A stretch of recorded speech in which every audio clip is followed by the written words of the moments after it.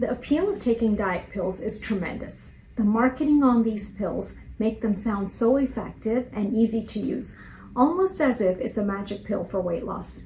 In reality, though, we know there is no such thing as a magic pill for weight loss. We have prescription weight loss medications that are safe and highly effective, but only when used with a good dietary plan. Many of these diet pills are not just dangerous, but costly. You see, unlike makers of prescription medications, companies that make diet pills don't have to prove their products are safe or effective before putting them on the market. Even products that claim to be natural aren't necessarily safe or good for you. There are hundreds of products on the market that claim to curb your cravings, decrease your hunger, speed up your metabolism, and burn fat.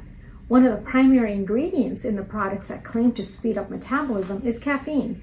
In the past, ingredients like ephedra and hydroxycut were used, but are now banned because of the serious health effects.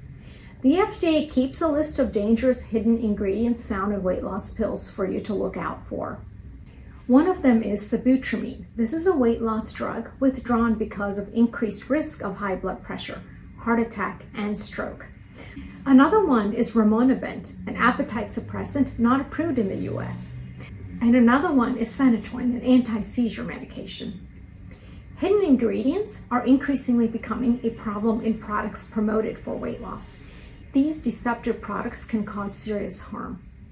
So remember, when it comes to over-the-counter diet pills, if it sounds too good to be true, it probably is.